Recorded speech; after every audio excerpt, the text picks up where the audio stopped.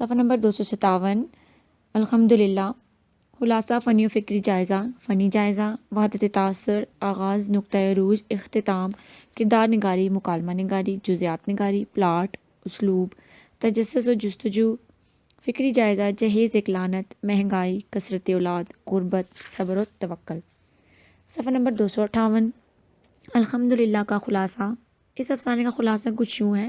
مولوی ابو البرکات شادی سے پہلے جوانی میں خوش پوش خوش ذوق خوش آواز اور ٹھاٹ دار جوان تھا۔ مولوی ابو البرکات اپنے گاؤں کی مسجد میں پیش امام تھا۔ عید کے موقع پر سارے گاؤں سے جمع شدہ 150 روپے کی رقم جب اسے ملتی تو 40 روپے گاؤں کے محتاجوں اور ضرورت مندوں میں اسی وقت تقسیم کر دیتا اور کسی قسم کے شکریہ کا بھی روادار نہ ہوتا۔ یوں خدا کی رحمت اس پر بے پناہ تھی۔ وہ اپنی زندگی میں خوش و خرم اور خدائے پاک کا شکر گزار تھا۔ شادی کے بعد خدا کی رحمتوں اور برکتوں نے کثرت اولاد کی صورت اختیار کر لی، جن میں سے 2 لڑکے اور باقی لڑکیاں تھیں۔ اوپر تلے بچوں کی پیدائش نے حالات میں بڑی تبدیلیاں پیدا کر دیں۔ وہ لباس جو شادی سے پہلے مولوی ابو البرکات، جو اب صرف مولوی ابل رہ گیا تھا، پہنتا تھا، بچوں کی صافیوں اور پوتڑوں میں بدل چکا تھا۔ وقت گزارنے کے ساتھ ساتھ مہنگائی نے بھی مولوی ابل کی کمر توڑ رکھی تھی۔ جوتا جو کبھی اس کی بڑی بیٹی کے لیے 1 روپے میں خریدا گیا تھا، اب چھوٹی کے لیے 6 روپے میں مل رہا تھا۔ جوان ہوتی لڑکیوں کے مستقبل کے بارے میں سوچ سوچ کر مولوی ابل اضطراب، پریشانی اور خدشوں اور وسوسوں میں پھنس کے رہ گیا۔ وہ تو خدا کی رحمت و مہربانی تھی کہ گاؤں کے چودھری فتح داد کے گھر سے ہر رات وظیفہ آ جاتا تھا، اور جمعرات کو تو گھر میں قرآن پڑھنے والی بچیاں بھی چھوٹے چھوٹے وظیفے لاتی تھیں۔ پورے ہفتے میں یہی دن تھا جب گھر والے دونوں وقت خوب سیر ہو کر کھانا کھاتے تھے۔ ضرورت سے زیادہ وظیفوں کو سکھا کر مہینے میں 4 بار گڑ کے شربت میں ابال کر میٹھے ٹکڑے تیار کیے جاتے تھے۔ کھانے کا برا بھلا انتظام تو تھا ہی، تن ڈھانپنے کی کوئی ڈھنگ کی صورت نہ تھی۔ ہر نئی فصل پر چودھری فتح داد کی طرف سے ملنے والی نئی پوشاک بچیوں کے کپڑوں میں بدل جاتی۔ کسی کی نکاح خوانی یا جنازے کی نماز پر ملنے والی بڑی رقم بڑی لڑکی کی جہیز کی خاطر ٹین کے ایک ڈبے میں محفوظ کر دی جاتی۔ وقت کے گزرنے نے مولوی ابل پر بھی بہت اپنے اثرات چھوڑ دیے۔ اس کی کنپٹیوں کے بال سفید اور دانتوں پر مسوڑوں کی گرفت ڈھیلی پڑنے لگی، آواز میں لرزش بھی آ گئی، اور اب مولوی ابل نماز پڑھاتے وقت تلاوت اکثر بھول جانے لگا تھا۔ کسی کو معلوم ہو یا نہ ہو، چودھری فتح داد اس تمام تبدیلی کا سبب اچھی طرح جانتا تھا۔ مولوی ابل کی بڑی لڑکی مہر النساء ماشاءاللہ جوان تھی اور اپنے والد کے جملہ تفکرات کا محور و مرکز بن چکی تھی۔ گاؤں میں چند نوجوان ضرور تھے جو مولوی ابل کی نظر میں تھے، اس کی دامادی کے لیے موزوں تھے، مگر انہیں اور ان کے والدین کو یہ سلاخ حقیقت اچھی طرح معلوم تھی کہ مولوی ابل کی بیٹی جماعت کے سوکھے ٹکڑوں پر پلتی ہے، اور سوکھے ٹکڑوں پر پلی جوانی میں آنسو زیادہ ہوتے ہیں اور خون کم ہوتا ہے۔ اور اب تو صورتحال اور بھی خطرناک تھی کہ عیدین کے موقع پر مولوی ابل کی 20-25 روپے ہی ملتے تھے۔ نمازیوں کی تعداد بھی گھٹ گئی تھی۔ اس سلسلے میں چودھری فتح داد مولوی ابل کی پریشانیوں کا برابر شریک تھا۔ اس نے گاؤں میں کئی لوگوں سے اس معاملے میں بات بھی کی تھی، مگر گاؤں میں کسی کو یہ رشتہ منظور نہ ہوا۔ مولوی ابل ایک متوکل، صابر و شاکر اور کانے قسم کا انسان تھا۔ اللہ جل و شانہ کے بعد اگر دنیا میں اس کا کوئی سہارا تھا تو وہ چودھری فتح داد تھا۔ مولوی ابل اور اس کی بیوی زیب النساء کی دعائیں اور چودھری فتح داد کی کاوشیں رنگ لائیں، اور گاؤں ہی کا ایک نوجوان سابقہ خدایار اور حال شمیم احمد، جو چھوٹی عمر میں گاؤں چھوڑ کر شہر چلا گیا تھا، اب دوبارہ گاؤں میں آ کر کپڑے کی دکان کھول کر کاروبار کرنے لگا۔ بچپن میں حفظ قرآن کے سلسلے میں یہ مولوی ابل اور اس کی بیوی کا شاگرد بھی رہ چکا تھا۔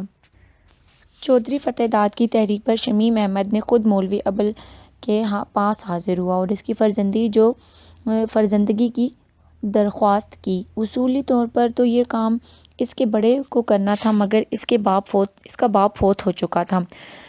اس کی والدہ بڑھاپے کی وجہ سے سٹھیا گئی تھی۔ مولوی ابل کو اس رشتے پر کوئی اعتراض نہ تھا، بلکہ یہ بھی خدا کی رحمت و برکت کی وجہ سے تھا کہ شمیم احمد خود چل کر رشتہ مانگنے آیا۔ شمیم احمد نے اپنی مکان کی بوسنی مولوی ابل کے ہاتھ میں ایک زنانہ سوٹ بیچ کر کے کی۔ شمیم احمد اس وقت سے مولوی ابل کو بھا گیا تھا۔ بات پکی ہو جانے پر چودھری فتح داد نے مہر النساء کے لیے سونے کے جھمکے اور نقد روپے کی سلامی بھی دی۔ چودھری فتح داد کی مشاورت سے شادی کی تاریخ بھی طے پا گئی اور پورے دھوم دھام اور دھڑکے سے مولوی ابل کی بیٹی مہر النساء کی شادی ہو گئی۔ صفحہ نمبر 260۔ مولوی ابل نے آہوں سسکیوں اور آنسوؤں میں اپنی بیٹی کو رخصت کیا۔ مہر النساء کے سائے اس کی دوسری بہنیں بھی جوان ہو چکی تھیں۔ ان کے بھی دوا ہوتے ہی زیبۃ النساء اور شمس النساء کے جوان ہو جانے کی خبر مولوی ابل کے لیے حاضر پریشانی تھی۔ ادھر چودھری فتح داد شدید بیمار ہو گیا۔ اپنی عدالت میں بھی مولوی ابل اور اس کی بچیوں کے بارے میں متفکر و مشکوک رہتا۔ مولوی ابل اب کچھ حقیقت پسند ہو گیا تھا۔ مہر النساء کی ساس کا سلوک اس کے ساتھ اچھا نہ تھا۔ وہ اس سے غربت کی وجہ سے طعنے دیا کرتی تھی، اس کا ناطقہ بند کیے رکھی تھی۔ چودھری فتح داد نے مشورہ دیا کہ مہر النساء کے یہاں ولادت کی تقریب اس کا منہ بند کیا جا سکتا ہے۔ مہر النساء کے یہاں بچہ ہوا تو اس کے لیے ریشم کے کپڑے، طلائی ٹوپیاں اور سونے کے گھنگروں والی کنگن بھجوا دیں۔ یوں مہر النساء کا مان بڑھے گا اور خبیث بڑھیا کی زبان بند ہو جائے گی۔ یہ مولوی ابل کے دل کو لگا، مگر مشکل یہی تھا کہ سامان فراہم کس طرح ہوگا۔ مہرن کے ہاں بیٹا ہوا ہے۔ اب موقع تھا کہ ان کی ساس جو اس سے کنگنی ہونے کا طعنہ دیتی تھی، اب وہ جس کا کہنا تھا کہ سوکھے ٹکڑوں پر پلی ہے اور تیرے کپڑوں سے کفن کی بو آتی ہے، تو اپنے ساتھ کیا لائی ہے، اس کا منہ بند کیا جا سکتا ہے۔ اس کی صورت صرف یہی ہے کہ مولوی ابل کے نواسے کی ولادت پر ریشم کے کپڑے، طلائی ٹوپیاں اور کنگن دیے جائیں۔ یہ سب کچھ روپے پیسے سے ہی آتا تھا۔ مولوی ابل کے ہاں صرف خدا کا نام ہی تھا۔ ان چیزوں کا انتظام کرنا اس کے لیے ممکن نہ تھا۔ اسے خدا کی ذات پر توکل تھا، مگر نرے توکل سے تو یہ اشیاء نہیں آ سکتی تھی۔ مولوی ابل رات بھر تہجد پڑھتا اور گھر میں اس کی بیوی روتی رہتی، کہیں سے قرض بھی نہ مل سکتا تھا۔ بس آخر چودھری فتح داد کا تھا۔ مولوی ابل اسی دروازے پر گیا۔ چودھری کا انتقال ہو گیا تھا اور ساتھ ہی مہر النساء کے بیٹے کے لیے چولے، چنی اور ٹوپی کا انتظام بھی۔ مولوی ابل نے گھر کے اندر قدم رکھتے ہی خوشخبری سنائی۔ مبارک ہو عارف کی ماں، تم نواسے کے چولے کو رو رہی تھی۔ اللہ عز و جل نے چولے، چنی اور ٹوپی کا انتظام فرما دیا۔ جنازے پر کچھ نہیں تو 20 روپے تو ضرور ملیں گے۔ ابھی بھی کچھ دیر جنازہ اٹھے گا۔ چودھری فتح داد مر گیا ہے نا؟ اور پھر ایک دم جیسے کسی نے مولوی ابل کو گردن سے دبوچ لیا، اس کی اوپر اٹھی ہوئی پتلیاں اور اوپر اٹھ گئیں۔ پھر ایک لمحے کے دردناک سناٹے کے بعد مولوی ابل جو مرد کے چلا چلا کر رونے کو ناجائز اس خلاف شرع قرار دیتا تھا، وہ چلا چلا کر رونے لگا۔ صفحہ نمبر 261۔ فنی و فکری جائزہ۔ فنی جائزہ۔ احمد ندیم قاسمی کا افسانہ الحمدللہ ایک امر رہنے والا افسانہ ہے۔ اردو افسانوی ادب میں ہمیشہ چمکتا دھمکتا رہے گا۔ اس افسانے کی زبان و بیان، مکالمے، کردار، خاکہ نگاری انسانی نفسیات کی عکاسی، تجسس اور جستجو پیش کرتا ہے۔ سب کچھ اتنے بہترین انداز میں ہے کہ اسے دنیا کے افسانوی ادب کے مقابلے میں کہیں بھی پیش کیا جا سکتا ہے۔ وحدت تاثر افسانے کا موضوع ہے، خواہ کچھ بھی ہو، لیکن اس کا فنی مقصود وحدت تاثر ہوتا ہے، یعنی اس میں ایک خیال اور ایک کہانی کو بیان کیا جاتا ہے۔ اس افسانے میں بھی ایک بھرپور وحدت تاثر پیش کرتی ہے، یعنی اس میں ایک کہانی کو آگے بڑھایا گیا۔ وحدت فضا کی تاثر بندی افسانے کے لیے بہت ضروری ہوتا ہے۔ آغاز، نقطۂ عروج اور اختتام۔ افسانے کے بارے میں عام طور پر یہ کہا جاتا ہے کہ افسانے کا آغاز چونکا دینے والا، دلچسپ ہوگا، وہ اس قدر کامیاب ثابت ہوگا۔ اس افسانے کا موضوع انوکھا، چونکا دینے والا ہے۔ احمد ندیم قاسمی اس فنی نکتے سے بخوبی واقف ہے۔ افسانے کا آغاز یوں کرتے ہیں: شادی سے پہلے مولوی ابل کے بڑے ٹھاٹھ تھے۔ نہ کھدڑ یا لٹھے کی تہ بندی کی جگہ گلابی رنگ کی سبز دھاریوں والی ریشمی خوشابی لونگی۔ اس طرح افسانے کا نقطۂ عروج اور اختتام بھی اچھے طریقے سے کیا ہے۔ افسانے کا سب سے بہترین اور سب سے چونکا دینے والا موڑ اس وقت آتا ہے جب چودھری بیمار ہو جاتا ہے اور جب وہ مر جاتا ہے، تو دراصل یہی افسانے کا نقطۂ عروج ہے۔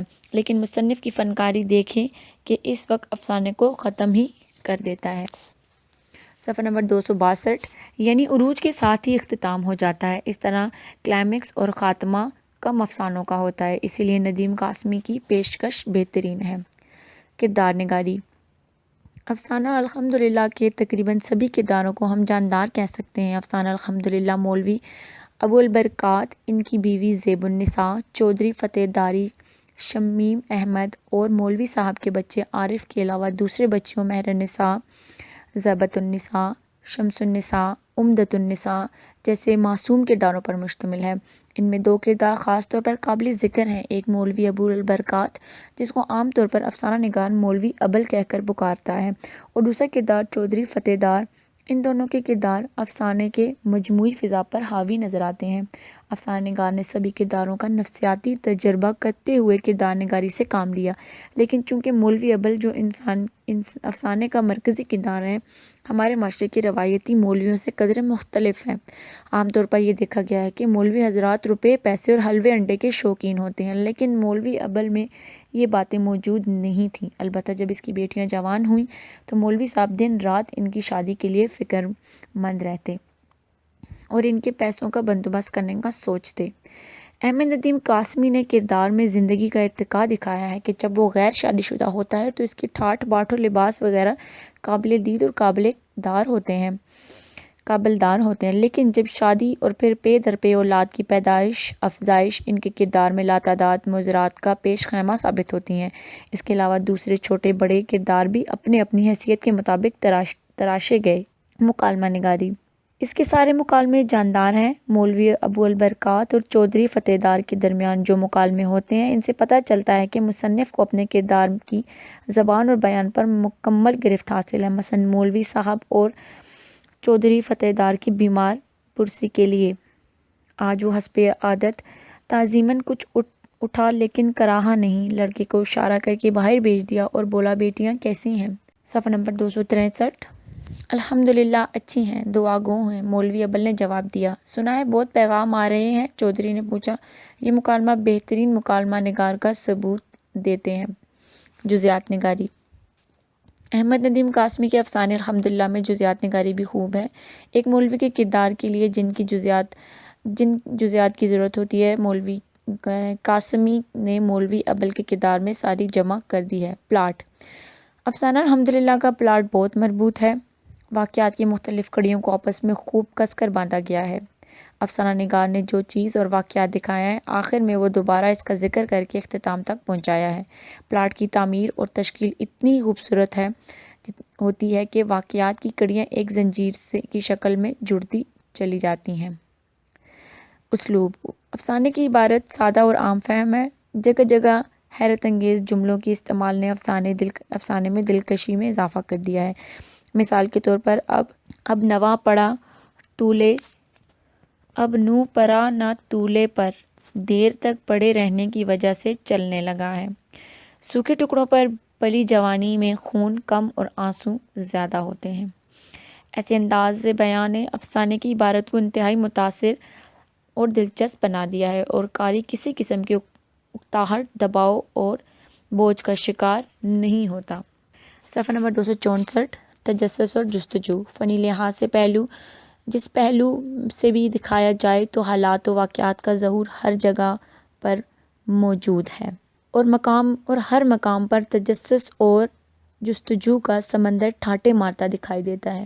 بیٹیوں کا تیز رفتاری سے جوانی کی دہلیز پر قدم رکھنا، رشتے کی تلاش، شمیم احمد رشتے کی غرض سے مولوی صاحب کے گھر آنا اور آخر میں چودھری فتح دار کی موت کا واقعہ اپنے اندر تجسس اور جستجو کے بھرپور عناصر لیے ہوئے ہے کہ پڑھنے والے سننے والے کا ذہن دھک دھک کرتا رہ جاتا ہے۔ یہی وجہ ہے کہ شروع سے لے کر آخر تک افسانے کی دلچسپی برقرار رہتی ہے اور بذات خود اس کا موضوع انوکھا اور چونکا دینے والا ہے۔ فکری جائزہ۔ جہاں تک فکری پیغام کا تعلق ہے تو اس افسانے میں مختلف معاشرتی اور سماجی مسائل پر قلم اٹھایا گیا ہے۔ اس افسانے کا موضوع انوکھا اور چونکا دینے والا اور اونچ نیچ افسانے میں بہت انوکھے انداز میں اس بات کی وضاحت کی گئی ہے کہ ہمارے معاشرے میں مساجد کے مولویوں اور ان کی اولاد کی کیا اہمیت ہوتی ہے۔ لوگ ان کی قدر تو کرتے ہیں لیکن ان سے رشتہ استوار نہیں کرتے۔ کیونکہ ان کا خیال ہوتا ہے کہ وہ پرائی روٹیوں اور ٹکڑوں پر پلے ہوئے جوان ہونے والی لڑکیوں کی زندگی کی حرارت کم اور آنسو زیادہ ہوتے ہیں۔ مولوی ابل کے حوالے سے قاسمی نے یہ واضح کیا ہے کہ وہ بہت زیادہ قابل احترام ہونے کے باوجود اپنے گھر اور خاص طور پر اپنی بیٹیوں کے رشتوں کے سلسلے میں کتنا بے بس اور بے کس ہے۔ جہیز ایک لعنت۔ افسانے میں یہ حقیقت بھی واضح کی گئی ہے کہ جہیز واقعی ایک لعنت ہے۔ اس وبائی مرض نے ہمارے معاشرے کو اندر سے کھوکھلا کر رکھا ہے کہ جوان بیٹیاں اور کمسن بہنیں اس لعنت کی بھیٹ چڑھ رہی ہیں، ازدواج سے محروم رہ جاتی ہیں۔ افسانہ نگار اس مقام پر اصلاحی پیغام دیتا ہے کہ جہیز اور اس کی جیسی غیر ضروری رسومات کو ختم کر دینا چاہیے۔ صفحہ نمبر 265 مہنگائی۔ الحمدللہ میں افسانہ نگار نے یہ فکری گوشہ بھی ٹٹولا ہے کہ مہنگائی اس زمانے میں بہت بڑا مسئلہ ہے اور آج بھی اس مسئلے کو سماج کو تباہ و برباد کر کے رکھ دیا ہے۔ مصنف افسانے میں اس سے بڑے المیے پر کڑ رہا ہے اور بتاتے ہیں، مولوی ابل نے اپنی پہلی بیٹی مہرالنساء کے لیے جو جوتا 1 روپے میں خریدا تھا، اب وہ جوتا موچی نے اس کی سب سے چھوٹی بیٹی عمدۃ النساء کے لیے 6 روپے میں تیار کیا تھا۔ گویا اس کمر توڑ مہنگائی کا بھوت غریبوں کو نگل رہا ہے اور وہ زندگی کی بنیادی ضرورتوں سے محروم ہوتے چلے جا رہے ہیں۔ کثرت اولاد آج کل کے زمانے میں ایک بہت بڑا مسئلہ بن چکا ہے۔ افسانہ نگار نے اس المیے پر بھی روشنی ڈالی ہے کہ جب وسائل نہ ہو تو مسائل زیادہ ہو تو زیادہ بچوں والا گھر اس کی زندگی کی بنیادی سہولتوں کے لیے بہت خوار ہوتا ہے۔ مولوی صاحب کے بڑے خاندان ان کی مجبوریوں کا حوالہ دے کر افسانہ نگار نے یہ پیغام دیا ہے کہ بچوں کی پیدائش میں احتیاط بھی ضروری ہے۔ شادی کے بعد مولوی ابل کی حالت افسانہ نگار نے یوں بیان کی ہے، یقیناً اولاد کی افراط خدائے ذوالجلال کی رحمتوں میں سے ایک رحمت تھی، مگر مشکل یہ آن پڑی کہ ریشمی لنگی صافی بن کر رہ گئی۔ مولوی صاحب کی تنگ دستی اور پریشانیوں کے باعث فکری لحاظ سے قاری کا ذہن خاندانی منصوبہ بندی کی طرف سوچنے لگتا ہے۔ غربت۔ افسانہ نگار نے مولوی صاحب کے حوالے سے یہ فکری پیغام دیا ہے کہ انسان جب بذات خود مفلسی کی چکی میں پس رہا ہو تو دوسروں کی مدد نہیں کر سکتا بلکہ دوسروں کا دستگیر ہو کر رہ جاتا ہے۔ یہی مولوی صاحب شادی سے پہلے غریبوں کی ہر عید کے موقع پر 50 روپے تقسیم کیا کرتے تھے، لیکن اب وہ خود کوڑی کے محتاج ہیں اور یہ سارے مسائل غربت کی وجہ سے پیدا ہوئے ہیں۔ صفحہ نمبر 266 صبر و توکل۔ الحمدللہ مولوی صبر و توکل کی علامت ہے۔ وہ اپنے گھر کے حالات دن بدن بگڑتے دیکھ رہے ہیں، لیکن اسے اللہ پر بھروسہ ہے جس نے چودھری فتح داد کی شکل میں ان کے دکھوں کے لیے کم مسیحے کا بندوبست کر رکھا ہے۔ جب مولوی ابل کی بیوی مایوسی کی دعائیں کرتی ہے تو وہ اسے سمجھاتا ہے، توکل عارف کی ماں توکل۔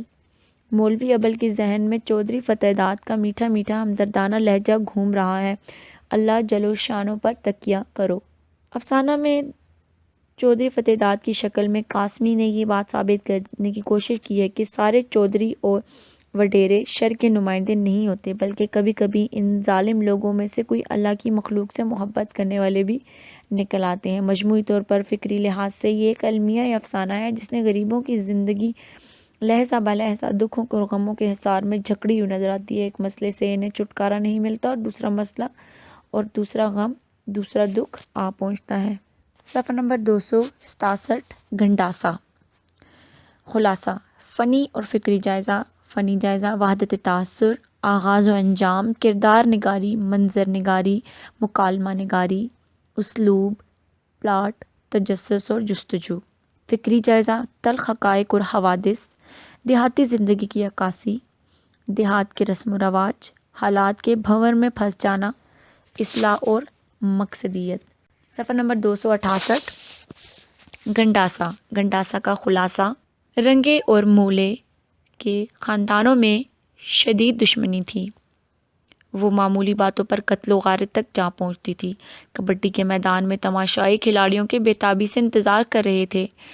مولے اور اس کے جوڑی وال تاجے کا شدت سے انتظار تھا، کیونکہ انہی کا کھیل دیکھنے کے لیے لوگ دور دور سے دیہات میں کھچے چلے آتے تھے۔ آخرکار مولا تاجے کے ساتھ میدان میں اترا۔ اچانک مولے کی ماں نے پڑ کے اندر آ کر چیخ کر کہا، مولے، اے مولے بیٹا، تیرا باپ قتل ہو گیا، رنگے نے تیرے باپ کو ڈھیر کر ڈالا۔ گنڈاسے سے پورا میدان میں تھل تھلی مچ گئی، ہجوم چھٹنے لگا مولا اپنے لنگوٹ میں ہی رنگ کی چوپال کی طرف بھاگا۔ صورتحال کچھ ایسی تھی کہ اگر مولے کو نہ روکا جائے تو نہ جانے کتنے قتل ہو جائیں۔ چوپال کے بالکل سامنے ہجوم سے پیر نور شاہ نے نکل کر مولے کو روکا۔ مولا رک تو گیا، مگر جب پیر صاحب نے کہا کہ مولے تو آگے نہیں جائے گا، آگے نہیں جاؤں گا پیر جی، زندہ کیسے رہوں گا؟ پیر جی نے اپنا حکم سنا دیا۔ اے مولے کا رد عمل اس پر مولے کا رد عمل سعادت مندانہ بھی تھا اور حیرت کن بھی تھا۔ اس نے پیر جی سے کہا، میرے منہ پر کالک مل ڈالیے اور ناک بھی کاٹ ڈالیے میری، میں تو اپنے باپ کے خون کا بدلہ چکانا ہے۔ پیر جی، بھیڑ بکری کی بات ہوتی تو آپ کے کہنے پر یہیں سے لوٹ جاتا۔ دوسری طرف رنگے بیٹے مولے للکار رہی تھی اور وہ بزدلی کے طعنے دے رہے تھے۔ مولا ایک ہی رنگ کی چوپال کی سیڑھیوں پر جا پہنچا۔ اب تک کبڈی کے میدان کا سارا ہجوم بھی چوپال میں پہنچ چکا تھا۔ ممکن تھا کہ بہت بڑا فساد اور خون خرابہ ہو جاتا کہ پیر نور شاہ قرآن مجید کو اپنے دونوں ہاتھ میں تھامے چوپال کی سیڑھیوں پر آئے اور قرآن کا واسطہ دیا اور اللہ اور رسول کے واسطے سے ہجوم کو اپنے گھروں کو لوٹ جانے کا کہا۔ مولے نے پیر صاحب کی بات مان لی اور اپنے گھر کی طرف چل پڑا۔ گھر پہنچا تو رشتہ دار مولے کے باپ کی لاش کو تھانے لے جانے کا فیصلہ کر چکے تھے۔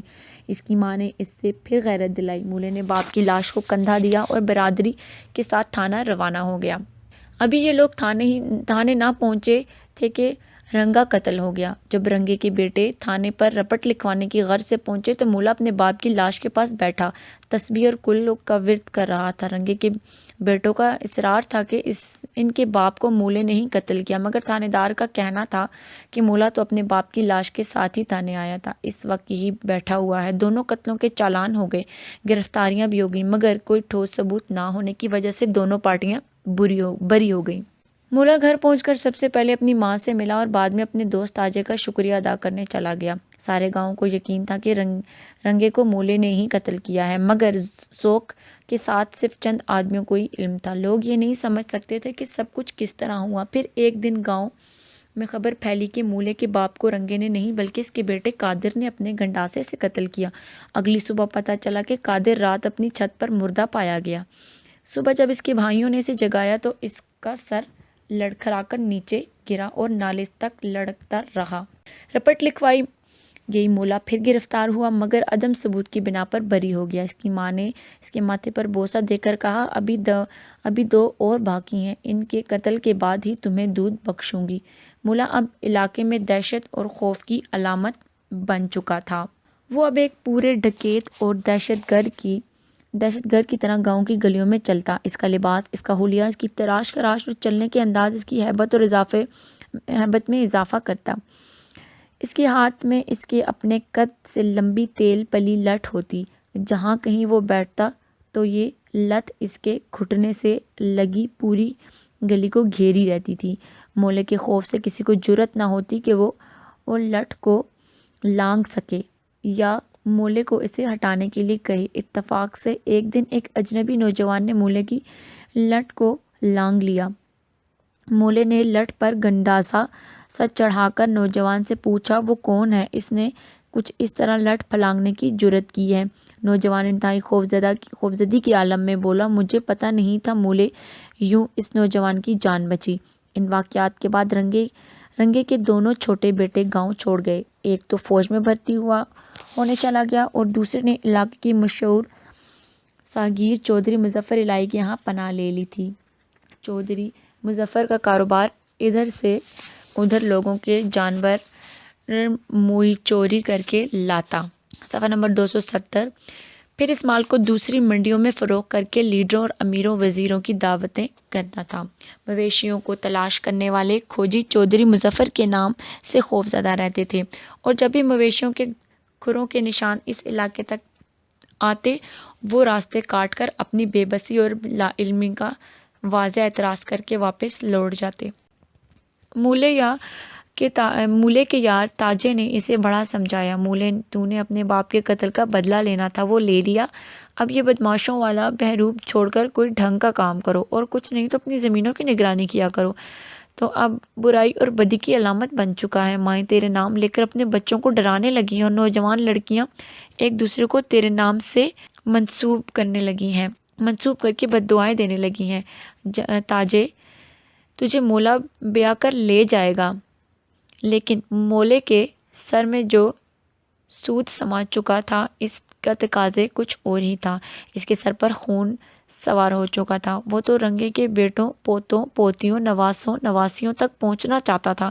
اس کے بقول اس کے باپ کا خون اس قدر سستا اور بے وقت نہ تھا کہ رنگے کے ایک ہی بیٹے سے حساب ختم ہو سکے۔ اس نے تاجے سے شکوہ کیا کہ وہ اس مولے پر رحم کھائے۔ اس نے برسوں کی پرانی دوستی ختم کر دی اور اپنے معمولات میں مصروف رہا۔ ایک دن مولا حسب معمول اپنی لٹ کو پوری گلی میں پھیلا کر بیٹھا تھا۔ اچانک ایک نوجوان لڑکی اس لٹ کو اٹھا کر دیوار کے ساتھ رکھ دیا اور گلی میں بکھری سرخ مرچوں کو چننے لگی۔ مولے کے لیے یہ واقعہ قطعی غیر متوقع اور حیران کن تھا۔ یہ لڑکی رنگے کے بیٹے گلے کی منگیتر راجور تھی، جو گاؤں کے 2-2.5 کوس اپنی دور اس ڈھوک میں رہتی تھی اور گاؤں میں سودا سلف خریدنے آیا کرتی تھی۔ اس واقعے نے مولے کی زندگی کا دھار ہی بدل رکھا تھا۔ اب مولے لٹ کو لانگنے والوں کو کچھ نہ کہتا۔ بعض دفعہ وہ تو اپنی لٹ رکھ کر بھول جایا کرتا تھا۔ پھر اس نے گلیوں میں بیٹھنا ترک کر دیا اور سارا دن گھر بیٹھنا نہ جانے کیا سوچتا رہتا۔ ماں کو اس کے رویے سے بڑی حیرت ہوئی، مگر وہ خاموش رہی۔ ایک رات گلی میں شور اٹھا۔ گلی میں 3 آدمیوں سے بیلوں اور گایوں بھینسوں ہانکنے لیے جا رہے تھے۔ یہ چودھری مظفر الہی کے کارندے تھے۔ گاؤں کے چوکیدار نے انہیں روکا تو انہوں نے اسے گالیاں دے کر بتایا کہ چودھری مظفر کا مال تو لاہور کی مال روڈ پر بھی کوئی نہیں روک سکتا۔ مولے نے ان کو روک کر کہا، یہ کہ مال کسی کا بھی ہو، میرے گاؤں سے گزر کر نہیں جائے گا۔ صفحہ نمبر 271۔ اس نے مطالبہ کیا کہ یہ مال یہیں چھوڑ جاؤ اور چودھری کو کہنا کہ مولے گنڈاسے والے نے تمہیں سلام بھیجا ہے۔ مولے نے تمام جانوروں کو اپنے گھر رکھا اور مالکوں کے آنے پر انہیں واپس کر دیا۔ رجو نے آج گاؤں میں گھی بیچنے آئی تھی۔ مولے نے اپنی ماں کو کہا کہ اس لڑکی سے سارا گھی خرید لے۔ ماں نے رجو کو پہچان کر گھی خریدنے سے انکار کر دیا۔ جس پر گنڈاسے چلانے ہوں ان سے ہم گھی کا لین دین نہیں ہو سکتا۔ اسی دوران مولے کو رجو کے پورے وجود کا جائزہ لینے کا موقع ملا اور اس کے دل میں عجیب عجیب خیالات نے جگہ بنا لی۔ ماں نے گھی خریدنے سے انکار کیا تو مولا تپتی دھوپ میں چھت پر چارپائی پر پڑا رو رہا تھا۔ ماں کے استفسار پر اس نے معصومیت سے کہا، تو اب روؤں بھی نہیں۔ اس کے بعد مولے نے گھر میں بیٹھنا بھی ترک کر دیا اور سارا دن لاری اڈے پر نورے نائی کے ہاں پڑا رہتا، ایک کٹوے میں بیٹھ کر آسمان کو گھورتا رہتا۔ اب لوگ اس کے آگے سے حقہ بھی اٹھا لیتے تو کچھ نہ کہتا، البتہ اس کی لٹ لانگنے کی جرأت کسی کو نہ ہوتی۔ ایک روز شام سے پہلے لاری سے رنگے کا بیٹا گلا اور 4 دوسرے نوجوان اترے۔ حالات کی سنگینی کو بھانپ کر مولے نے لٹ پر گنڈاسا سا چڑھا لیا۔ گلے نے مولے کو بلا کر کہا، ہم تم سے کچھ کہنے آئے ہیں، چونکہ ہم خالی ہاتھ ہیں اسی لیے تم بھی گنڈاسا پھینک دو اور ہماری بات سنو۔ گلے نے اسے یاد دلایا کہ اس نے چودھری مظفر کا مال روکا تھا، اب چودھری نے تمہارے لیے انعام بھیجا ہے۔ یہ کہہ کر اس نے مولے کے منہ پر سب لوگوں کی موجودگی میں زور سے تھپڑ جڑ دیا۔ مولے نے لٹ اٹھائی مگر گلے کو زمین پر گرے دیکھ کر لٹ پھینک دی۔ اسے اٹھایا، اس کے کپڑے جھاڑے اور ٹوٹے ہوئے ترے کو سیدھا کیا اور بولا، رسید تم کو ہی دے دیتا ہوں، تمہیں تو دھولہا بننا ہے ابھی، اسی لیے جاؤ اپنا کام کرو۔ مولے نے چودھری مظفر کو سلام بھیجا اور کہا انعام کی رسید دینے وہ خود آئے گا۔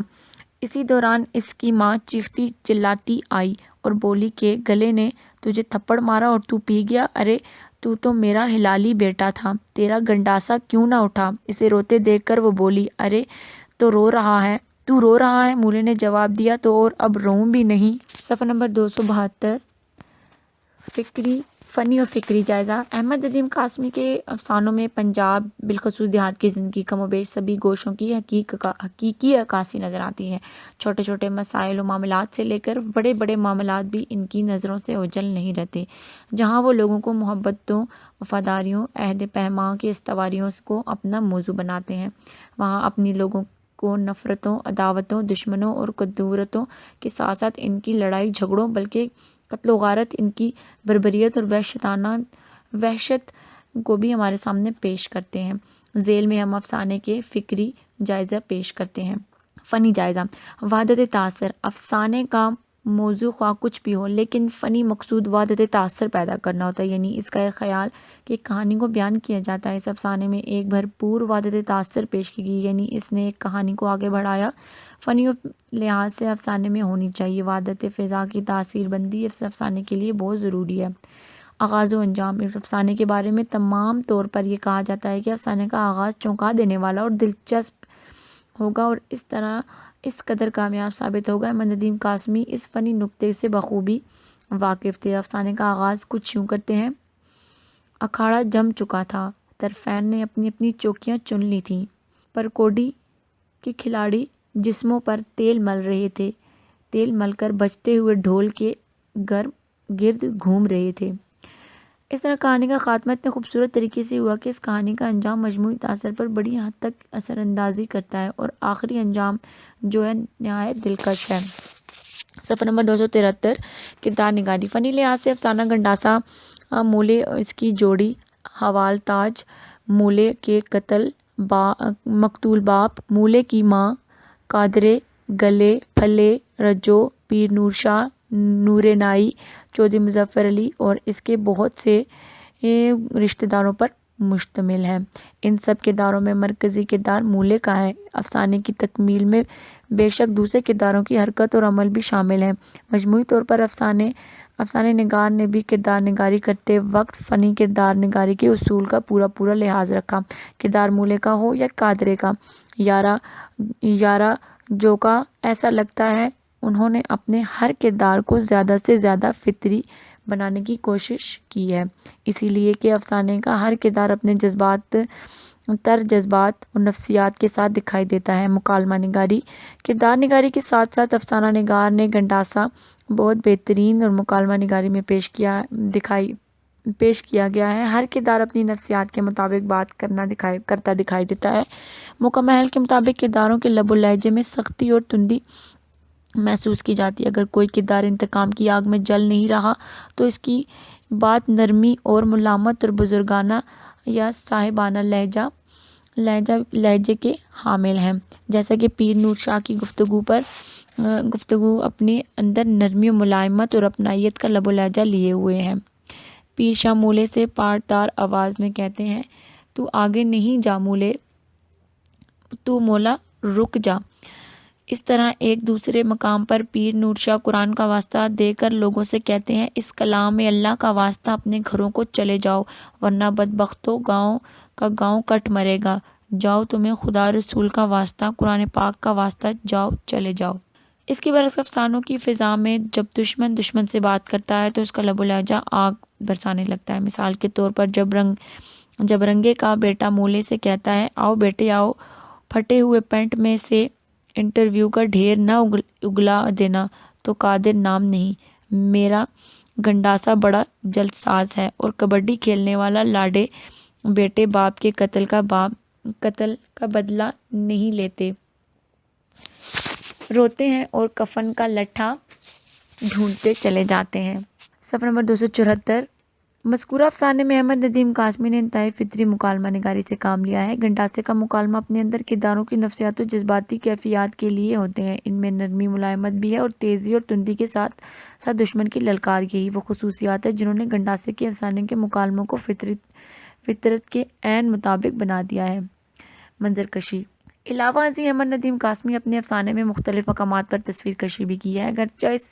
اگرچہ افسانے کی فضا زیادہ تر دل سوز اور وحشت ناک ہے، چنانچہ جہاں کہیں منظر کشی کی جھلک دکھائی دیتی ہے، یہ جھلک بھی حسرت ناک اور دردناک ہے۔ مثلاً 4 گنڈاسا گنڈاسے ڈوبتے ہوئے سورج کی روشنی میں جنوں کی طرح بار بار دانت چمکا رہے ہیں۔ کہیں سے ایک گنڈاسا لپکتا اور انٹرویو کا ایک ڈھیر اس کے پھٹے ہوئے پیٹ سے باہر ابل کر اس کے گھر کی دہلیز پر بھاپ چھوڑنے لگتا۔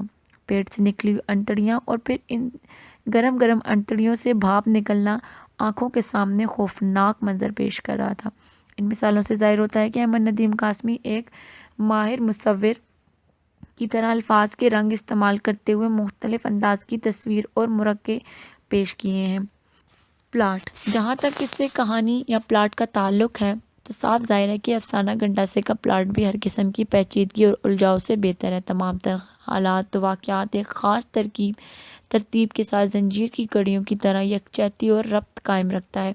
البتہ قتل کے بعد اسی دن رنگے کا اپنی چوپال میں موجود رہنا اور سیڑھیوں سے اترتے ہوئے مولے کے گنڈاسے کے آگے چڑھ جانا معجزاتی ہوتے ہوئے داستانوی سا لگتا ہے، جس کے نتیجے میں پلاٹ پر آنچ آتی دکھائی دیتی ہے۔ صفحہ نمبر 275 تجسس اور جستجو: فنی لحاظ سے تجسس اور جستجو انتہائی ضروری ہے، اسی لیے جب پڑھنے والے کا دل و دماغ اپنے آپ سے ہر گھڑی سوالات نہ پوچھے تو کہانی دلچسپی سے عاری ہو جاتی ہے۔ چنانچہ ہم دیکھتے ہیں کہ افسانے میں یہ دلچسپی اور دلکشی قائم کرنے کی خاطر احمد ندیم قاسمی نے تجسس اور جستجو کا خیال رکھا۔ مولے کی ماں جب یہ کہتی کہ بیٹے باپ کو رنگے نے ڈھیر کر ڈالا ہے، گنڈاسے سے یہ آواز تجسس اور جستجو کا دوسرا موڑ ثابت ہوتی ہے۔ فکری جائزہ: فکری حوالے سے احمد ندیم قاسمی نے افسانہ گنڈاسے میں زندگی اور سماج کے تلخ حقائق کی عکاسی اور ترجمانی کی۔ افسانے کی ساری فضا پر لڑائی جھگڑا، مار دھاڑ اور دشمنی چھائی ہوئی ہوتی ہے۔ صفحہ نمبر 276 تلخ حقائق اور حوادث: آغاز ہی میں افسانہ نگاروں نے زندگی میں اچانک رونما ہونے والی تلخ حقائق اور حوادث کا درد پیش کیا ہے۔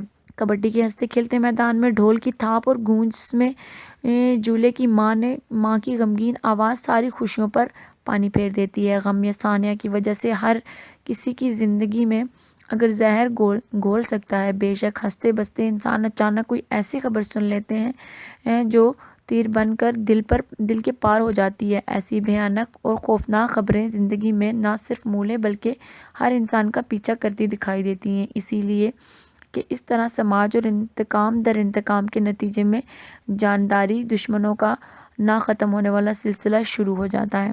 دیہاتی زندگی کی عکاسی: افسانے کی فضا سے یہ بھی اخذ کیا جا سکتا ہے کہ افسانہ نگار نے یہ دیہاتی زندگی کی عکاسی کی ہے۔ بے شک کبڈی کے چند کرداروں کے نامور اور ماحول سے یہ بات ثابت ہوتی ہے کہ افسانے میں بظاہر دیہاتی زندگی پر کام فرمائی کی گئی ہے، لیکن سوال یہ پیدا ہوتا ہے کہ اس قسم کے تلخ حقائق اور دشمنیاں صرف اور صرف دیہاتوں ہی میں پروان چڑھتی ہیں؟ کیا شہروں میں رہنے والے انسان نما بھیڑیے فرشتے ہوتے ہیں؟ نہیں، فطرتاً اور خصلتاً شہری اور دیہاتی ایک ہی جیسے ہیں۔ شہروں میں دیہاتوں سے کچھ کم قتل و غارت اور تشدد نہیں ہوتا۔ دیہات کے رسم و رواج: احمد ندیم قاسمی کے ساتھ ساتھ دیہات کی رسم و رواج کی عکاسی ہوتی ہے۔ یہ بھی کہہ دیا ہے کہ گاؤں میں کسی کو ننگے سر چلنے کی اجازت نہیں، مگر آج مولا کبڈی کے درمیان سے جیسا تھا ویسا ہی نقل ہوا۔ گویا کہ افسانہ نگاروں نے گاؤں کے سادہ پاکیزہ رسم و رواج و روایات کا ذکر بھی کر دیا۔ اس کے ساتھ ساتھ افسانہ نگار نے فکری اور فنی طور پر دشمنی کے شتر بے مہار کی طرح آزاد چھوڑا۔ انہوں نے رمضان شریف کا ذکر کرتے ہوئے سحری کے وقت اٹھتے اور دینی فریضے کو سرانجام دینے کی جھلک بھی دکھائی دی۔ چنانچہ ہم دیکھ سکتے ہیں کہ قاسمی نے دشمنی کے ساتھ ساتھ شورائے اسلام کی ترجمانی بھی کر دی ہے۔ حالات کے بھنور میں پھنس جانا: احمد ندیم قاسمی نے بہرحال اپنے افسانے کے ذریعے مجموعی طور پر دشمنی اور عداوت کو قلم اٹھایا ہے۔ صفحہ نمبر 277 انہوں نے فکری طور پر یہ بتایا ہے کہ کس طرح ایک شریف انسان ناگفتہ حالات کے بھنور میں پھنس کر مجبوراً خطرناک اور خوفناک بدمعاش بن جاتا ہے۔ افسانہ نگار ایک طرف تو دشمنی کی وجہ سے مولے کو اتنا بڑا قاتل اور بدمعاش دکھایا، لیکن دوسری طرف اس طرح حقیقت کے بارے میں بھی اشارہ کیا ہے کہ لوگ اکثر اوقات معاشرے اور سماج کے تانوں کی وجہ سے قتل در قتل کرتے چلے آتے ہیں۔ مولا بھی یہی سوچتا ہے، اگر میں نے باپ کا قتل کا بدلہ نہ لیا تو لوگ مجھے بزدلی کا تانا دیں گے۔ اصلاح اور مقصدیت۔ احمد ندیم قاسمی نے دشمنی کے ساتھ ساتھ ایک سچے ادیب کی حیثیت سے اصلاحی نقطہ نظر بھی استعمال کیا ہے، جیسے کہ وہ مولے کی جوڑی دار تاجے کی زبانی مولے کو نصیحت کرتا ہے کہ اب تم اپنے باپ کا بدلہ لینے کے لیے ایک بدلے 2 آدمی قتل کر ڈالو، اس سے آگے ظلم و بدمعاشی ہے اور کیا ہے؟ شریف آدمیوں کی طرح زندگی گزارنا ہمارا فرض ہے۔ دراصل یہ پیغام مولے ہی نہیں بلکہ ان سبھی لوگوں کے لیے ہے جو مولے کی سی زندگی کاٹنے لگتے ہیں۔ صفحہ نمبر 278 کپاس کا پھول۔ خلاصہ: مائی تاجو اپنی جوانی میں اس قدر خوبصورت تھی کہ اگر بادشاہوں کا زمانہ ہوتا تو مائی تاجو کسی بادشاہ کی ملکہ ہوتی۔ اسے ایک نوجوانی پٹواری بیاہ کر گاؤں لے آیا تھا۔ یہ پٹواری پہلے سے شادی شدہ تھا اور اس کی پہلی بیوی کے 2 بچے بھی تھے۔ پٹواری نے مائی تاجو سے خود کو کنوارا کہہ کر دھوکے سے شادی کی تھی۔ اس کا علم جب اس کی پہلی بیوی کو ہوا تو وہ دونوں بچوں کے ساتھ اس گاؤں میں چلی آئی۔ مائی تاجو یہ گاؤں چھوڑ کر اپنے میکے چلی گئی۔ ماں نے تو اسے قبول کر لیا لیکن باپ نے اسے اپنے پاس رکھنے سے انکار کر دیا۔ مائی تاجو نے اپنی ماں باپ کی مرضی کے خلاف اس پٹواری سے شادی کی تھی۔ چنانچہ اس کے باپ نے اپنا فیصلہ سنایا کہ اگر یہاں رہنا ہے تو پٹواری سے طلاق لے آؤ ورنہ نہیں۔ اس کی 3 بیویاں ہیں، بیویاں اور بھی ہوں تب بھی تمہیں اس کے ساتھ زندگی گزارنی ہے، چاہے اس کی نوکرانی بن کر ہی کیوں نہ رہو۔ 4 مائی تاجو اپنی ماں کو روتا چھوڑ کر آدھی رات کو واپس گاؤں پہنچی تو گھر کے دروازے پر تالا لگا ہوا تھا اور پٹواری کا کچھ پتہ نہ تھا۔ وہ رات اس نے گھر کے دروازے پر بیٹھ کر گزاری۔ دوسرے دن پنچایت کے فیصلے کے مطابق تالے کو توڑا گیا اور مائی تاجو کو گھر میں داخل کر دیا گیا۔ چند روز تک لوگوں نے پٹواری کا انتظار کیا، مگر جب اس کی جگہ نیا پٹواری آ گیا تو لوگوں نے جانا کہ اس سے اپنا تبادلہ کسی دوسرے گاؤں میں کرواتا ہے۔ اس کی تلاش کی گئی، جب وہ ملا تو اس نے اس کے گاؤں والا گھر مائی تاجو کے نام لکھ دیا اور اسے طلاق نہ دینے کا ارادہ ظاہر کیا، کیونکہ مائی تاجو سے اسے محبت تھی اور وہ صرف اپنی پہلی بیوی کے بھائیوں سے ڈرتا تھا۔ مائی تاجو جو اپنی تقدیر پر صبر و شکر کر کے گاؤں ہی میں بیٹھ گئی۔ اس کے ہاں بچہ پیدا ہوا تو اس کا نام اس نے حسن دین رکھا اور محنت مزدوری کر کے اسے پالا پوسا، مڈل تک پڑھایا۔ پھر وہ فوج میں بھرتی ہو گیا اور دوسری جنگ عظیم میں وہ بن غازی کے مقام پر مارا گیا۔ اب مائی تاجو لوگوں کے ہاں چکی پیستی اور 2 وقت کی روٹی کا سامان کرتی۔ جب اس کی ہمت بالکل جواب دے گئی تو جو کچھ مل جاتا تو وہ کھا لیتی ورنہ پانی پی کر گزارا کر لیتی تھی اور اکثر خالی پیٹ رہنے کی وجہ سے بے ہوش ہو جایا کرتی تھی۔ صفحہ نمبر 269 اس کے پڑوس میں ایک چودھری فتح دین کی بیٹیاں راہتاں اس کی خیال رکھنے لگی اور روزانہ رات کو 1 روٹی اور کچھ سالن اپنی دیور سے مائی تاجو کو پہنچا دیتی۔ ایک دن راہتا اپنی کسی سہیلی کی شادی کے سلسلے میں چلی گئی۔ اس شام کو مائی تاجو جس میں معمول روٹی نہ ملی تو وہ لاٹھی کے سہارے چلتی چودھری فتح دین کے گھر چلی گئی۔ راہتا کی ماں نے اسے اس کی محتاجی کا طعنہ دے دیا۔ مائی تاجو جو بھوکی ہی سونے کی کوشش میں جاگتی رہی۔ آدھی رات کو راہتا نے اسے روٹی دینا چاہی تو وہ اسے روتی آنکھوں کے ساتھ مائی تاجو نے کہا، تمہارے ہاتھ سے روٹی میں لے لیتی مگر آج تمہاری ماں نے مجھے محتاجی کا طعنہ دے دیا۔ تمہاری کل شام والی روٹی میری آخری روٹی تھی، یہ روٹی اب تم اپنے کتے کے آگے ڈال دو۔ صبح ہندوستان کے بارڈر کی طرف سے گولیاں چلنے اور گولے پھٹنے کی آوازیں آنے لگیں۔ یہ ایک سرحدی گاؤں تھا، اس کے رہنے والے ایسی آوازوں کے عادی تھے۔ تقریباً روزانہ اس قسم کی آوازیں معمول کا حصہ خیال کی جاتی تھیں، مگر آج تو ہندوستانی افواج نے پاکستانی علاقوں پر باقاعدہ حملہ کر دیا تھا۔ گولوں اور گولیوں کی آوازیں جب نہ تھمیں تو لوگوں کو غیر معمولی صورتحال کا اندازہ ہوا۔ گاؤں میں کتنے ہی لوگ وحشیانہ گولہ باری کا نشانہ بن کر مر چکے تھے۔ خود راہتا کا سارا کنبہ بزدل ہندوستانی فوج کے یلغار کا شکار ہو چکا تھا۔ لوگ اب گاؤں چھوڑنے کا ارادہ کر رہے تھے۔ راہتا نے اسے بتایا کہ ہندوستان کی فوج آ گئی ہے، گاؤں سے نکل جاؤ، ہم بھی لاہور جا رہے ہیں اور تم بھی چلو۔ مائی کی سمجھ میں یہ بات نہ آ سکی کہ بارڈر تو یہاں سے 3 میل دور ہے اور ہندوستان کی فوجیں یہاں کیوں آ گئیں۔ پھر اچانک گولہ باری نے سب کے اوزان خطا کر دیے۔ مائی نے باہر نکل کر گلی میں دیکھا تو گاؤں کے کتنے ہی لوگ گولیوں کا نشانہ بنے مردہ پڑے ہوئے تھے۔ پھر مائی نے دیکھا کہ فوجیوں نے راہتا کو گھیر رکھا ہے اور اس کے کپڑے نوچ رہے ہیں۔ مائی نے آگے بڑھ کر ننگی راہتا کو آسمان کی طرح ڈھانپ لیا۔ سپاہیوں نے راہتا کو مائی کے پناہ میں چڑھا لیا۔ اب ہر طرف گولیوں کا مینہ برس رہا تھا۔ گنے کے کھیت میں گنے سے تو گنے ٹوٹتے اور اس کا رس دھار کی شکل میں بہنے لگتا۔ مائی تاجو ایک لحاف میں لیٹی تھی۔ اسے اپنا کفن بھی یاد آیا جس پر اس نے وارِ سلیسے کہہ کر مولوی عبدالمجید کی خاک پاک سے کلمہ شہادت بھی لکھوا لیا تھا۔ صفحہ نمبر 280۔ وہ اسی حالت میں گھر سے نکلی اور گھر جا کر دیکھا تو بکسا کھلا تھا۔ لوٹ مار کرنے والے ہندوستان سورماؤں نے گھر کی مکمل تلاشی لے لی تھی مگر کفن ان کے کسی کام نہ آیا تھا، اسی لیے وہ اسے بکسے میں چھوڑ گئے۔ یہ کفن مائی تاجو کی زندگی بھر کی کمائی کا نتیجہ تھا اور سب سے قیمتی چیز تھا، جس کے متعلق اکثر راہتا یہ کہتی تھی، میری موت پر میرا شاندار جنازہ نکالنا اور یہ کفن مجھے پہنانا۔ پھر اچانک فضا لڑکھڑا جہازوں کی گڑگڑاہٹ اور لوگوں کے دھماکوں سے لرز اٹھی۔ یہ پاکستان ایئر فورس کے جانباز تھے جو اپنی سرزمین کی حفاظت کے لیے آ پہنچے۔ مائی تاجو راہتا کو بار بار پکارتی مگر اس قیامت کے شور میں اس کی آواز کو نہ سنائی دیتا۔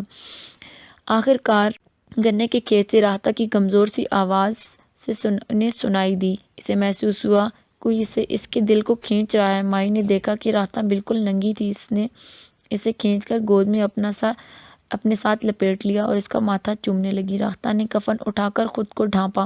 راہتا اس کفن میں بڑی خوبصورت لگ رہی تھی۔ مائی نے اسے دعا دی، بیٹی اللہ تیرا پردہ رکھے اور تیری حیا قائم رکھے۔ کفن پر جگہ جگہ خون کے دھبے نمایاں ہو رہے تھے۔ نوچی کسوٹی ہوئی راہتا کا جسم اپنا کرب کفن کو منتقل کر رہا تھا۔ کپاس کے پھول سے تیار شدہ اس کفن کی خاک پاک اس کی بے بسی کو نمایاں کرنے کے لیے راہتا کے جسم پر بہنے والے خون کو جگہ دے رہی تھی۔ لاہور کے پاس پہنچ کر مائی راہتا نے کہا، تو نے اپنا وعدہ سچ کر دکھایا، تو نے میرا شاندار جنازہ نکالنے کا وعدہ کیا تھا، تو میرے کفن میں کتنی پیاری لگ رہی ہے، میری اچھی، میری نیک، میری خوبصورت راہتا۔ فنی و فکری جائزہ۔ احمد ندیم قاسمی نے زندگی کی تصویر کشی کے لیے دیہات اور اس کے ماحول کی عکاسی کو اپنا فنی مقصود قرار دیا ہے۔ چنانچہ فنی چابک دستی، مشاہدے کی گہرائی، انسانی فطرت کے شعور اور تکنیک پر قدرت کی بنا پر اس نے اردو ادب کو شاہکارانہ افسانے عطا کیے ہیں۔ کپاس کا پھول ان کے افسانے اور ایک افسانوی مجموعے کا نام ہے۔ زیر بحث افسانہ بھی اسی دیہاتی فضا میں لکھا گیا۔ کپاس کا پھول جنگ کے موضوع پر ایک نہایت اہم افسانہ ہے۔ ذیل میں ہم افسانے کی فنی و فکری جائزہ پیش کرتے ہیں۔ صفحہ نمبر 281۔ فنی جائزہ۔ آغاز و انجام۔ افسانے کے بارے میں عام طور پر یہ کہا جاتا ہے کہ افسانے کا آغاز چونکا دینے والا اور دلچسپ ہوگا اور وہ اس قدر کامیاب ثابت ہوگا۔ احمد ندیم قاسمی اسی فنی نکتے سے بخوبی واقف تھے۔ اس افسانے کا کچھ آغاز یوں ہوا۔ مائی تاجو ہر رات 1-2 گھنٹے تو ضرور سو لیتی، لیکن اس رات غصے سے اسے اتنا سا بھی سونے کی مہلت نہ ملی۔ جب وہ پانی پینے کے لیے کھڑکی کی طرف جانے لگی تو دوسرے ہی قدم پر اسے چکر آ گیا اور وہ گر پڑی اور بے ہوش ہو گئی۔ اس طرح افسانے کا انجام بھی مجموعی تاثر پر بڑی حد تک اثر اندازی کرتا ہے اور آخری انجام جو ہے اچھی اور دلکش ہے۔ وحدت تاثر۔ افسانے کا موضوع خواہ کچھ بھی ہو لیکن فنی مقصود وحدت تاثر پیدا کرنا ہوتا ہے، یعنی اس میں ایک خیال اور ایک کہانی کو بیان کیا جاتا ہے۔ اس افسانے میں بھی ایک بھرپور وحدت تاثر پیش کیا گیا ہے، یعنی میں ایک کہانی کو آگے بڑھایا گیا جو فنی لحاظ سے افسانے میں ہونی چاہیے۔ وحدت فضا کی تاثر بندی افسانے کے لیے بہت ضروری ہوتا ہے۔ کردار نگاری۔ افسانہ کپاس کا پھول میں قاسمی صاحب نے 2 نسلوں کی ہم آہنگی کو عمدگی سے پیش کیا، جس سے یہ بات سامنے آئی ہے کہ اگر 2 نسلیں ایک دوسرے کے ساتھ ہاتھ ڈال کر چلیں تو نہ صرف ایک دوسرے کو سہارا دے سکتی ہیں بلکہ تمام ادھورے خواب کو تعبیر تک پہنچا سکتی ہیں۔ مائی تاجو اور راہتا کے گرد ان دونوں نسلوں کی نمائندگی کرتے ہیں۔ فنی لحاظ سے کپاس کا پھول مائی تاجو، محسن وارث علی، چودھری فتح الدین اس کی بیٹی راحتہ کی ماں حکیم منور علی، مولوی عبدالمجید، کریم نائی پٹواری، حسن دین، انڈین فوج، پاکستان جہازوں اور اس طرح کے گاؤں کے دوسرے لوگوں اور بھارتی حملوں کے نتیجے میں شہید ہو جانے والے بہت سے دوسرے کرداروں پر مشتمل ہے۔ بلکہ کپاس کا پھول بھی اگر اس افسانے کا کردار ٹھہرایا جائے تو بے جان نہ ہوگا، اسی لیے کہ کپاس سے بنے ہوئے لٹھے کا بھی اس افسانے میں بہت بڑا کردار ہے۔ صفحہ نمبر 282۔ جہاں تک مائی تاجو کا تعلق ہے، اسے ہم افسانے کا مرکزی کردار کہہ سکتے ہیں۔ مرکزی کردار کے علاوہ دوسرے بہت سے کردار اس افسانے میں بڑی اہمیت کے حامل ہیں۔ یہ کردار اپنی بساط کے مطابق مختلف مواقع پر حرکت و عمل کرتا دکھائی دیتا ہے۔ احمد ندیم قاسمی نے اس افسانے میں کردار نگاری کرتے وقت فنی کردار نگاری پر ہر موڑ کا خیال رکھا ہے۔ مکالمہ نگاری اس کے علاوہ کسی بھی کہانی کا دوسرا بڑا جز مکالمہ نگاری ہے، اسی لیے کرداروں ہی کی باہمی گفتگو مکالموں کی صورت اختیار کر لیتی ہے اور افسانہ ان مکالموں کی مدد سے آگے بڑھتا چلا جاتا ہے۔ احمد ندیم قاسمی نے افسانے کو پیش کرتے ہوئے 3 طریقے استعمال کیے ہیں۔ سب سے پہلے یہ وہ راوی کی زبان بھی ہے، اس افسانے کو مختلف مقامات پر پیش کرتے ہیں۔ مکالمہ نگاری اس کے علاوہ کسی بھی کہانی کا دوسرا بڑا جز مکالمہ نگاری ہوتا ہے، اسی لیے کرداروں کی باہمی گفتگو مکالموں کی صورت اختیار کر لیتی ہے۔ افسانہ ان مکالموں کی مدد سے آگے بڑھتا چلا جاتا ہے۔ احمد ندیم قاسمی نے اس افسانے کو پیش کرتے ہوئے 3 طریقے استعمال کیے ہیں۔ سب سے پہلے یہ کہ راوی کی زبان بھی اس افسانے کو مختلف مقامات پر پیش کرتے ہیں۔ اس میں مقبول طریقہ خود کلامی ہے۔ قاسمی نے اس افسانے میں کہیں طویل اور کہیں مختصر مکالمہ نگاری پیش کی ہے، لیکن دونوں صورتوں میں کرداروں کی گفتگو دلچسپ اور مؤثر ثابت ہوتی ہے۔ افسانہ نگار نے موقع میل کے مطابق کرداروں کی گفتگو اور لب و لہجہ کی سختی اور نرمی کا خاص اہتمام کیا ہے۔ مثال کے طور پر راحتہ کی ماں مائی تاجو سے کہتی ہے، دیتی ہوں پہلے گھر والے تو کھا لیں۔ اس تند و تیز لب و لہجے کا جواب دینے کے لیے مائی تاجو بھی تیار بیٹھی تھی اور نفسیاتی طور پر اینٹ کا جواب پتھر سے دینے لگتی ہے۔ مثلاً تو بی بی کیا میں بھیکارن ہوں۔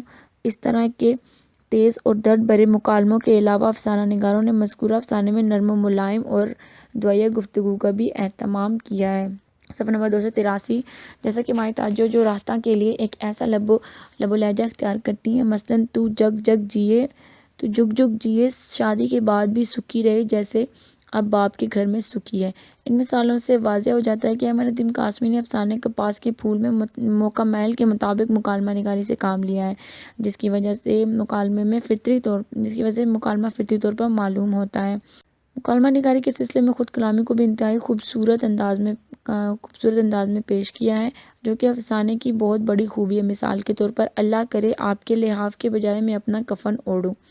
منظر کشی افسانہ نگار نے اس افسانے کی جگہ جگہ مناظر کی جھلکیاں بھی دکھائی ہیں، اگرچہ یہ مناظر تو رکن سے لے کر توپوں کی گھن گرج، قتل و غارت، گری دیواروں، ٹوٹے دروازوں کے علاوہ خاک و خون سے لت پت انسانوں اور صبح صادق کی دلکش اور پرور سرود منظر پیش کرتے ہیں۔ اس افسانے کے آغاز میں ندیم احمد قاسمی نے صبح سویرے کا دل آویز منظر پیش کرتے ہوئے کہتے ہیں کہ پرندوں کا اڑنا، دوران پرواز پروں کا بالکل نہ ہلنا اور باد صبا کی طرح مست ہو کر پھرنا سرور انگیز انداز میں پیش کر دیا۔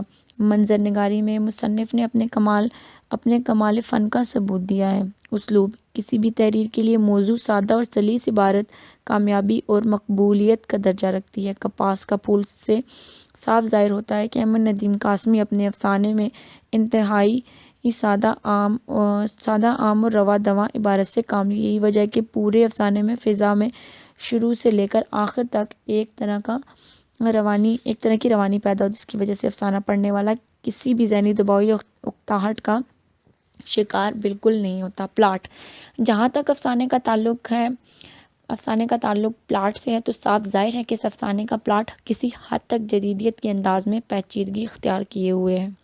صفحہ نمبر 284۔ اسی لیے حالات و واقعات کا تانا پانا کچھ آگے پیچھے کر کے تیار کیا گیا ہے۔ مائی تاجو جو رات بالکل کیوں نہیں سوئی، وہ کیوں بے ہوش ہو گئی، اس راز سے بہت آگے جا کر پردہ اٹھایا گیا ہے۔ اس طرح مائی تاجو کی گزشتہ زندگی یا جوانی کے عالم میں شادی کر لینے کا واقعہ دفعتاً ایسے انداز میں چھیڑ دیتا ہے کہ قاری جھٹکا محسوس کرتے ہوئے چونک جاتا ہے، اور حالات و واقعات کا بیان آگے پیچھے ایسی ترتیب کے ساتھ کیا گیا کہ ہر پڑھنے والے کا ذہن خود بخود واقعات کا رشتہ ایک دوسرے کے ساتھ جوڑ لیتا ہے، اور وہ الجھن جو تھوڑی دیر کے لیے دکھائی دیتی ہے تو ٹوٹے ہوئے واقعات کا سلسلہ مل جانے کے بعد خود بخود ختم ہو جاتی ہے۔ افسانے کے پلاٹ میں کسی قسم کا جھول موجود نہیں ہے، اور نہ ہی غیر ضروری مواد کی موجودگی سے قاری اکتاہٹ محسوس کرتا ہے۔ تجسس اور جستجو، یہ بات روز روشن کی طرح عیاں ہے کہ بغیر تجسس اور جستجو کی ہر کہانی، خواہ ناول ہو، داستان ہو، ڈرامہ ہو، افسانہ ہو، بے نمک اور پھیکا محسوس ہوتا ہے۔ یہی وجہ ہے کہ شروع سے لے کر آخر تک اس افسانے میں تجسس، جستجو ایک برقی روح کی طرح سرایت کیے ہوئے ہیں۔ پڑھنے والا ہر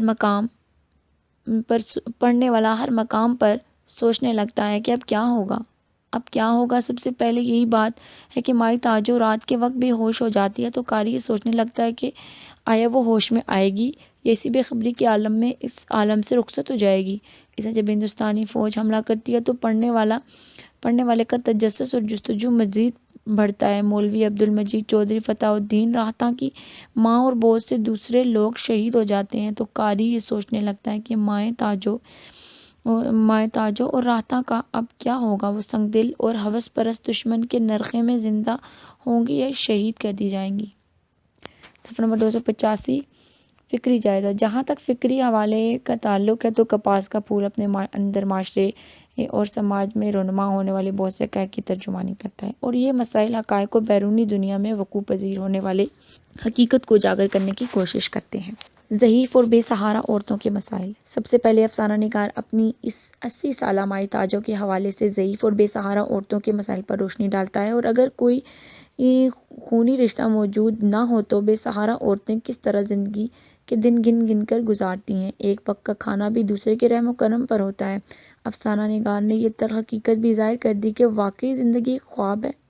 افسانہ نگار انسانی جوانی کے گل و گلزار سے گزرتے ہوئے بڑھاپے کے لاحق و دہق صحرا و وحشت خیز دہشت میں جا پہنچتا ہے۔ ضعیفی اور ناتوانی کے علاوہ بے شمار بیماریاں بھی گھیر لیتی ہیں۔ مائی تاجو کے حوالے سے ہم یہ کہہ سکتے ہیں کہ واقعی اس مقام پر انسان کا بہترین علاج موت ہی ہے۔ موت زندگی کی تمام تر تکالیف سے چھٹکارا دلا دیتی ہے۔ سماج کی عکاسی، غیر مذہبی قدم۔ افسانہ نگار نے یہ تلخ حقیقت ظاہر کر دی ہے کہ پٹواری جیسے غیر مستقل مزاج لوگ معاشرے میں مائی تاجو جیسی بہت سی قسمت کی ماری خواتین بے سہارا چھوڑ کر چلے جاتے ہیں۔ اس طرح تاجو کے پٹواری کے ساتھ چلے جانے مشرقی معاشرے میں والدین کے ساتھ کلنک کا ٹیکا بن جاتا ہے۔ پٹواری اور تاجو کے تعلق کی شادی کی روشنی میں افسانہ نگار نے معاشرے اور سماجی انتہائی حقیقی انداز میں عکاسی کی ہے۔ نکاح ثانی یعنی دوسری شادی اور ازدواجی مسائل۔ صفحہ نمبر 286، افسانہ نگار نے یہ حقیقت ظاہر کر دی ہے کہ دوسری شادی کے نتیجے میں جہاں پہلی بیوی کے لیے مسائل کھڑے ہو جاتے ہیں وہاں دوسرے کے لیے بھی تلخ حقائق راہ تکتے رہتے ہیں، اور یہ نتیجہ ہے کہ دونوں بیویوں کا خاوند آرام سے نہیں رہ سکتا۔ پہلی بیوی کے 6 فٹ بھائی کے حوالے احمد ندیم قاسمی نے پٹواری کے دماغ پر سماجی اور معاشرتی دباؤ کی عکاسی بھی کر دی ہے۔ تاجو کا تو کوئی بھائی نہیں تھا، شاید اسی لیے اس کے ساتھ ناانصافی کرتے ہوئے پٹواری ذرا برابر پرواہ نہیں کرتا تھا۔ اگر کوئی یہ کہے کہ وہ تاجو سے محبت کرتا تھا، اپنا گھر اس کے نام لکھوا لیا تھا، لیکن یہ سب اس کی بناوٹ منافقت تھا۔ اگر وہ سچا ہوتا تو سب سے پہلے اپنی بیوی کا ذکر کیوں نہ کرتا اس سے؟ لیکن موجودہ صورتحال کے پیش نظر ہم اسے بے وفا اور دغاباز بھی کہہ سکتے ہیں۔ افسانہ نگار اپنی بے وفائی اور دغابازی کی ترجمانی کرتے ہوئے ازدواجی مسائل کا ذکر چھیڑا ہے۔ طبقاتی تقسیم۔ اس کے علاوہ احمد ندیم قاسمی نے اس افسانے میں امیر غریب کے حوالے سے طبقاتی تقسیم کا ذکر بھی چھیڑ دیا ہے۔ مائی تاجو جو ساری عمر چکی پیس کر اپنے لیے لٹھے کا بہترین کفن تیار کرتی ہے، اسی لیے اسے خدشہ ہے کہ اگر قدر کا کفن پہن کر جنت میں گئی تو وہاں بھی اسے چکی پسوائی جائے گی۔ مصنف دراصل اس مقام پر ہمارے دنیاوی رویوں اور طبقاتی اونچ نیچ پر کاری ضرب لگائی ہے۔ اس طرح کریم نائی کے بچے اور چودھری فتح الدین کے چھوٹے بیٹے کی موت کے حوالے بھی افسانہ نگار نے بے انتہائی فکری انداز میں طبقاتی اونچ نیچ پر وار کیا۔ جیسے کہ کریم نائی کا بچہ مر جاتا ہے تو پہلے ہی دن سوگ منایا جاتا ہے، دوسری طرف چودھری کا بیٹا مر جاتا ہے تو کئی دن سوگ منایا جاتا ہے۔ افسانہ نگار نے بڑے دل سوز انداز سے اس طبقاتی اونچ نیچ کے خلاف احتجاج کیا ہے۔ صفحہ نمبر 287 جنگ کی تباہ کاریاں۔ کپاس کا پھول میں افسانہ نگار نے فکر انگیز طریقے سے جنگ کی تباہ کاریوں کا ذکر کیا ہے۔ مائی تاجو کا اکلوتا بیٹا حسن اس افسانے کے حوالے سے دوسری جنگ عظیم میں مارا جاتا ہے اور اس طرح مائی تاجو کا واحد سہارا ٹوٹ جاتا ہے۔ اس افسانے کا مرکزی خیال 1925 کی پاک بھارت جنگ، جب ستمبر 1965 میں بھارت نے پاکستان پر حملہ کیا تو اس مقام پر قاسمی صاحب نے فکری طور پر یہ پیش کر دیا کہ دشمن فوج بڑی سنگ دل اور ہوس پرست ہوتی ہے، وہ بے گناہ شہریوں کا قتل عام کرنے اور انہیں بے آبرو کرنے میں کوئی آر نہیں چھوڑتی۔ مثلا مذکورہ افسانے میں دشمن سے پناہ ہوں، جس طرح محسن اور وارث علی کو تشدد کا نشانہ بنایا اور راحتاں کو جس صفائی و بربریت سے ہوس پرستوں نے بے آبرو کیا، لیکن اس کے باوجود باطل کے ہاتھوں حق دبایا نہیں جا سکتا۔ یہ درست ہے کہ محسن وارث علی کے ہونٹ کٹ چکے، مگر اذان کی صورت میں کلمہ حق بلند کرنے کے لیے اب بھی پوری صلاحیت رکھتا ہے۔ وطن کی مٹی۔ اس کے علاوہ افسانہ نگار نے یہ پیغام بھی دیا ہے کہ اپنے وطن کی مٹی ہماری جان و مال، عزت و آبرو کی محافظ ہو سکتی ہے۔ کپاس کا پھول در حقیقت تحفظ کی ایک علامت ہے، اس لیے کپاس کا پھول وطن عزیز کی مقدس سرسبز زمین اور مٹی میں اگتا ہے اور پھر یہ پھول پاک وطن کی ہواؤں اور پانیوں میں نشوونما پاتا ہے۔ اس کے بعد اس کپاس کے پھول سے کپڑا بنتا ہے جس سے ہم اپنا تن ڈھانپ لیتے ہیں۔ افسانہ نگار نے ایک عظیم پیغام دیتے ہوئے یہ ثابت کر دکھایا کہ مادر ملت پیدائش سے لے کر اب تک ہمیں حفاظت سے رکھتی ہے۔ جب ہم زندہ رہتے ہیں تو کپاس سے بنے ہوئے کپڑے کی صورت میں یاد ہماری پردہ پوشی کرتی ہے اور مرنے کے بعد کفن کی صورت میں لباس فراہم کرتی ہے۔ جس وطن کے لیے اسے خدشہ ہے کہ اگر کھدر کا کفن پہن کر جنت میں گئی تو وہاں بھی اسے چکی پسوائی جائے گی۔ مصنف نے دراصل اس مقام پر ہماری دنیاوی رویوں اور طبقاتی اونچ نیچ پر کاری ضرب لگائی ہے۔